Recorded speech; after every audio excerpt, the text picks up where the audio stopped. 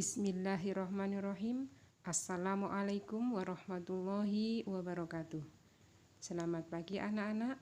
Jumpa lagi dengan Bu Wiwi dalam pelajaran Bahasa Indonesia kelas 9 semester ganjil.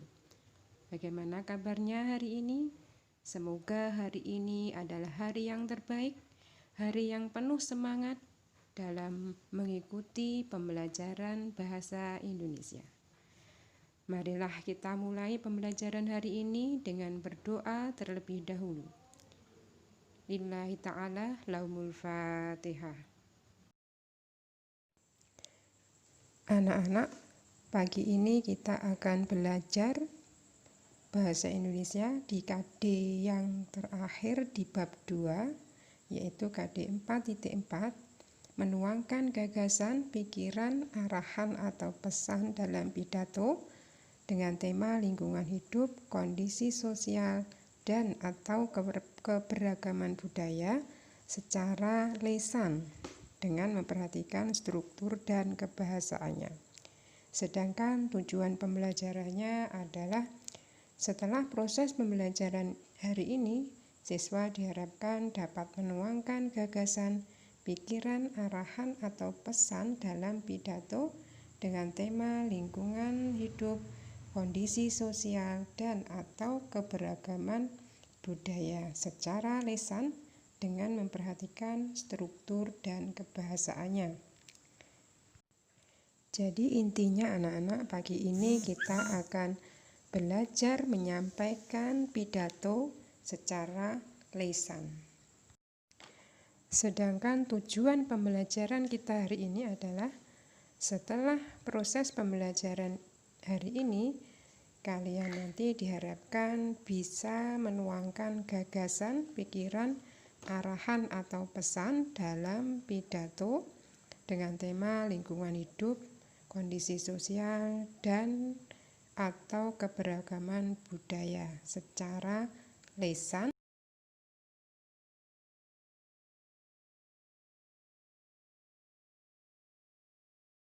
dengan memperhatikan struktur dan kebahasaannya. Nah, anak-anak, tentunya kalian sudah paham apa yang dinamakan pidato. Pada pembelajaran sebelumnya, kalian telah mengenal pidato. Apa itu pidato? Pidato adalah merupakan suatu pengungkapan pikiran atau aspirasi atau ide, gagasan yang disampaikan kepada khalayak umum dengan bahasa yang formal dan mudah dimengerti. Dalam penyampaiannya, sebuah pidato mempunyai sejumlah metode yang bisa dipilih oleh penyampai pidato. Apa saja kira-kira anak-anak metode yang bisa dipakai dalam berpidato? Nah, silahkan diperhatikan. Metode pidato yang pertama adalah metode impromptu, yaitu metode serta-merta. Metode ini merupakan metode pidato yang dilakukan secara spontan atau tanpa persiapan terlebih dahulu. Metode serta-merta ini dilakukan dengan cara penyampai pidato langsung maju ke depan untuk menyampaikan pidatonya tanpa mempersiapkan teks atau tanpa berlatih terlebih dahulu.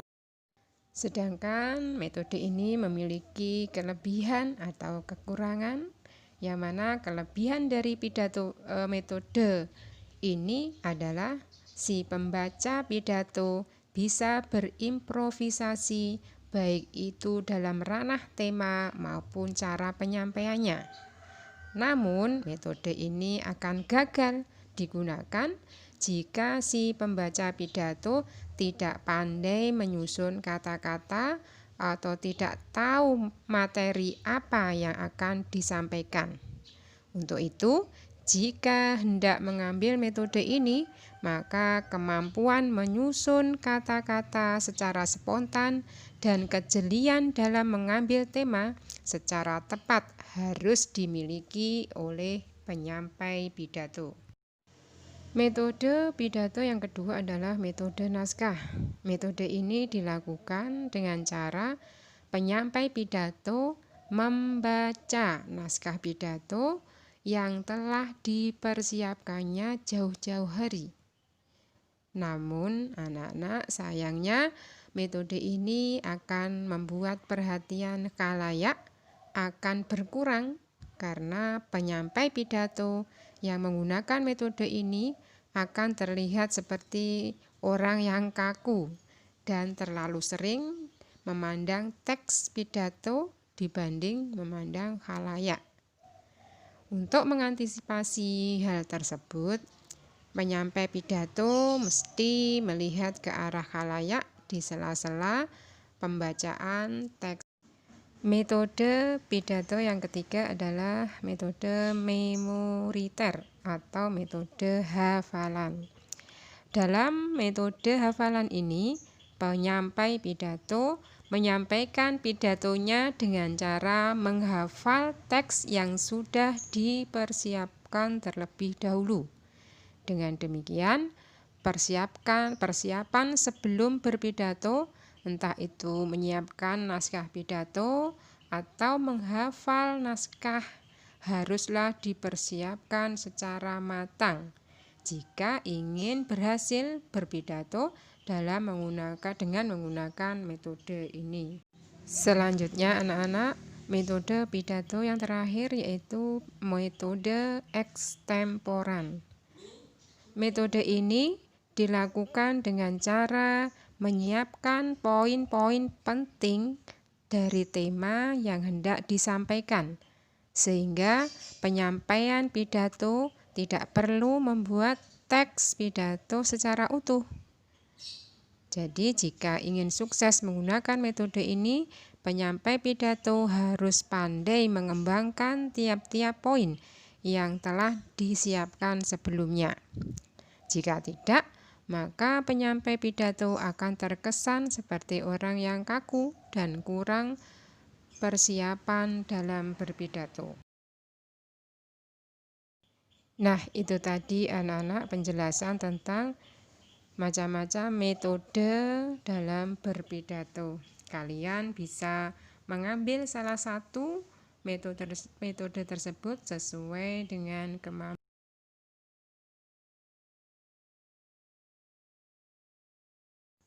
Nah, berikutnya anak-anak, bagaimana cara kita berpidato bisa menarik perhatian bagi si pendengar? Nah, di sini Bu Wi sampaikan tata cara berpidato yang baik. Yang pertama adalah memahami materi yang akan disampaikan. Jadi, sebelum berpidato, si penyampai pidato harus menguasai dengan baik terlebih dahulu materi yang akan disampaikan agar tidak terjadi kesalahan pada saat berpidato.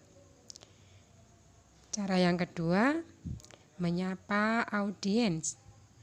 Menyapa audiens atau pendengar merupakan hal penting untuk menarik perhatian sejak awal, sehingga bisa nantinya menimbulkan kesan yang sangat baik dan berpotensi besar terhadap apa yang akan kamu sampaikan untuk didengarkan. Cara ketiga berpidato yang baik adalah awali dengan senyuman. Awali pidatomu dengan tersenyum tulus untuk menarik perhatian dan menambah kesan yang menyenangkan serta ramah pada audiens. Cara pidato yang keempat yaitu berdiri tegak dan berwibawa. Anak-anak, kalian tahu bukan, pada saat berpidato maka semua mata yang hadir saat itu pasti akan terpusat padamu. Maka tampilkan yang terbaik nanti ya di depan audiens. Salah satunya posisi tubuh atau gestur. Posisi tubuh haruslah tegak agar terkesan berwibawa. Jadi tidak membungkuk atau toleh-toleh begitu ya, menoleh ke kanan, ke kiri. Silahkan disesuaikan dengan tema atau isi dari pidato tersebut. Kelima, pada saat penyampaian pidato hendaknya memperhatikan artikulasi, yaitu pengucapan kata harus jelas, apa yang diucapkan harus jelas. Kemudian harus memperhatikan intonasi juga atau lagu kalimat. Intonasi disampaikan agar tidak monoton atau tidak datar. Jadi pendengar akan lebih tertarik dengan apa yang kalian sampaikan apabila menggunakan intonasi-intonasi yang menarik sesuai dengan kalimat yang disampaikan. Apakah menggunakan intonasi yang tinggi, sedang, ataupun rendah. Demikian juga saat berpidato, perhatikan juga penekanan kalimatnya. Mana yang harus ditekan dengan misalnya kalimat yang semangat, maka harus disampaikan secara semangat juga. Jadi ada penekanan pada kalimat tersebut. Keenam, anak-anak, pidato disampaikan dengan suara yang nyaring atau lantang. Maksudnya volume suara pada saat berpidato harus bisa terdengar jelas oleh audiens yang hadir saat itu. Jangan sampai audiensnya tidak begitu mendengarkan apa yang kalian sampaikan, sehingga audiens akan kurang bisa menerima apa yang kalian sampaikan. Jadi suara lantang diperlukan agar audiens bisa terfokus pada pidato kalian. Cara ketujuh yaitu pidato disampaikan dengan tenang, tidak grogi dan tidak terburu-buru. Jadi kuasailah diri kalian untuk menyampaikan pidato dengan perlahan tapi pasti menuju sasaran yang diinginkan. Kedelapan, pidato hendaknya memperhatikan ekspresi mimik wajah yang sesuai dengan tema yang disampaikan. Ekspresi tubuh dan wajah diperlukan guna memahami apa yang disampaikan. Jadi harus sesuai dengan apa yang disampaikan. Seperti contohnya pidato yang disampaikan oleh Bung Tomo yang sudah kalian lihat tadi, bagaimana ekspresi wajah Bung Tomo saat berpidato di ribuan audiens masyarakat Surabaya, rakyat Surabaya, dengan ekspresi wajah yang bergelora, penuh semangat, bisa membakar semangat dari masyarakat Surabaya. Nah, anak-anak, cara berpidato yang baik yang terakhir adalah memperhatikan durasi waktu. Berpidato memang harus dengan kondisi yang tenang dan tidak terburu-buru, namun durasi waktu tetap harus diperhatikan agar terlihat efisien dan disiplin waktu. Demikian anak-anak, aktivitas pertama pembelajaran kita hari ini sudah Bu Wiwi sampaikan. Berikutnya aktivitas kedua yaitu tugas mandiri. Nah, silahkan tugas mandiri. Yang pertama, kalian hendaknya berlatih ya untuk berpidato secara berulang-ulang sampai benar-benar siap untuk berpidato dengan baik. Tema pidato yang sesuai pada pertemuan sebelumnya. Kalian bisa memilih salah satu dari 3 tema yang Bu Wiwi sediakan di pertemuan sebelumnya. Kemudian yang kedua, setelah siap berpidato, silahkan kalian buat video berpidato kalian dengan durasi minimal 4 menit. Ketika video yang sudah kalian buat nanti, silahkan diupload di channel YouTube dan kirim link YouTube ke Bu Wiwi. Alhamdulillahirrabbilalamin. Demikian tadi video pembelajaran bahasa Indonesia hari ini. Semoga bermanfaat.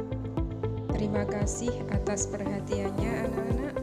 Jumpa lagi di video pembelajaran berikutnya. Wassalamualaikum.